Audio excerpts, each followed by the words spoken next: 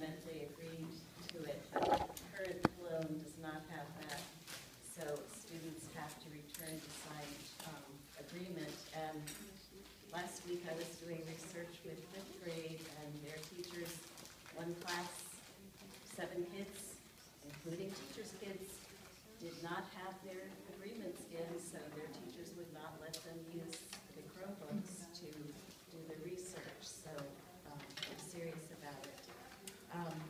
APS is providing access to Google Apps for education, and many teachers are using Google Docs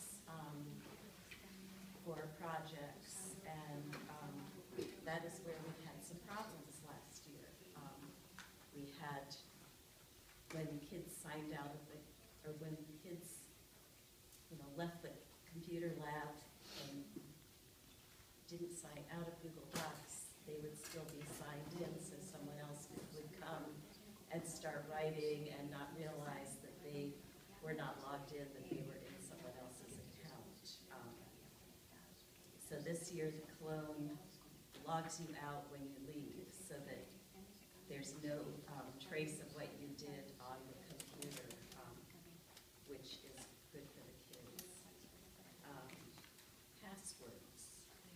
Our student passwords are their student ID number and then their birth date. And the only thing that's connected to this login is Google Docs. And that APS is aware that this is a password security issue because, their student ID number is their lunch number. They're all going through the lunch line saying, my number is 999254, and my birthday is October 1st, 2007 or whatever. So everybody knows people's birthdays, and a lot of people know their lunch numbers. So we do try to teach them that that is someone's private information, that if anyone else logs in with someone else's information, that they will lose their computer privileges. In Google, students could change their passwords, but we really discourage it at the elementary level because how many of you have changed your password and you write it down and then you can't remember what it is? And already, when you're working with kids at the elementary level, a lot of them don't know what their birthday is, or don't realize that you put in 01 for January, or you ask them what their birthday is and they say July 14th, but it's really January 14th. So if they can't remember their birth dates, they might not remember a new password, and a password cannot be changed from there. It has to go to information services and would take a while to change, so your child could have a limited chance to get into documents. Internet safety, this is a partnership. You as parents should be working on internet safety at home. Classroom teachers work on internet safety. Mrs. Schaefer does a lot with internet safety and cyberbullying. The science enrichment teachers who teach keyboarding do a lot with internet safety. I do internet safety. I know the reading teachers are working on media literacy, so that's another component of internet safety.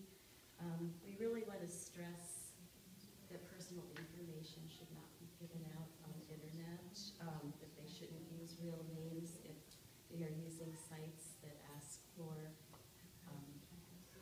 a username, and that they really, especially using the internet at home, that they shouldn't be signing up for anything unless you say it's okay. Common sense is that computers are in common rooms in the house so that you can see what your kids are doing. This isn't always the case. Kids have their iPods, and that's internet access. Kids have their iPads, those are internet access. And, I remember when my son got his cell phone and I got the bill and all these calls were made at 3 a.m. and I'm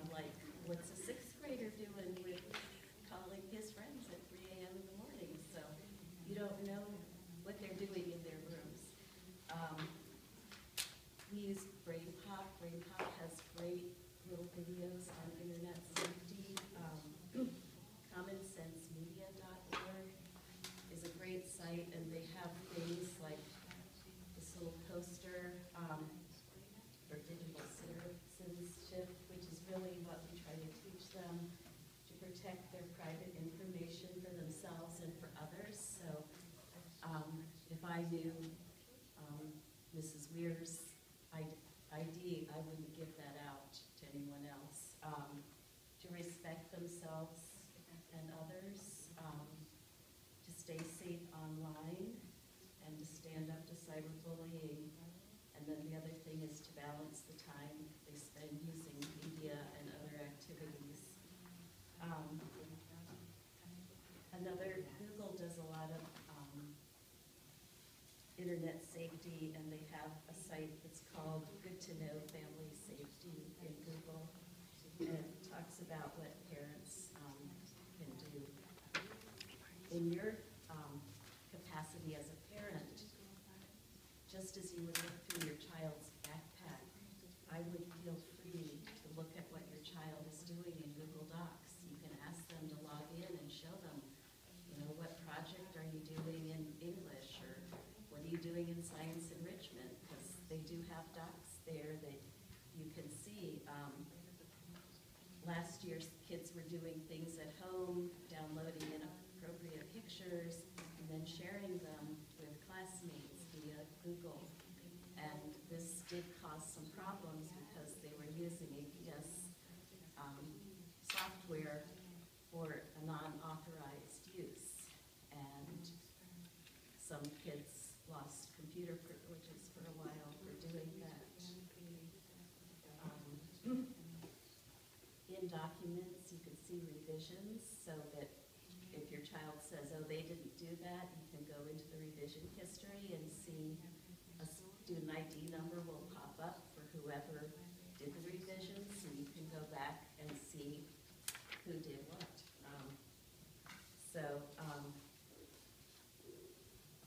Kids need to be using Google Docs before middle school because they really use them in the upper grades, and that's why we are using it with our students. We're also using it because it is a way to collaborate.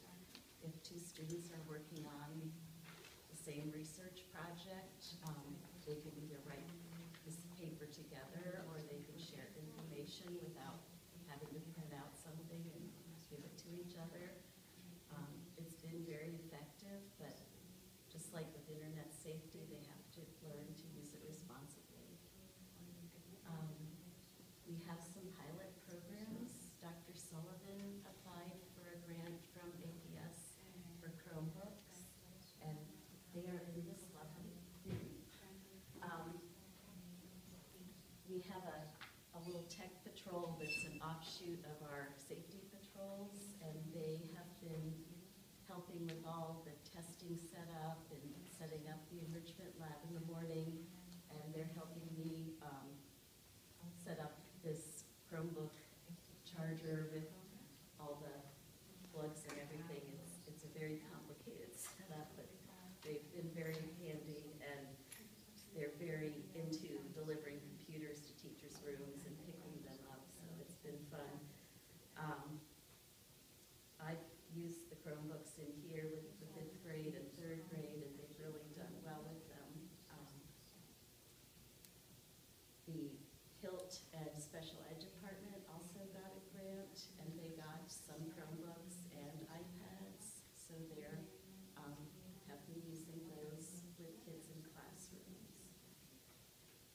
APS is going to be upgrading their Wi-Fi during the school year. Evidently, the Wi-Fi connections are good for about 25 computers, and I was doing double classes of 5th grade, so there were 36 or 40 kids in here trying to connect, and not everybody could get on. So eventually, it'll be so that every classroom practically has a connection, and we won't have so much trouble fighting for internet connection. So that is what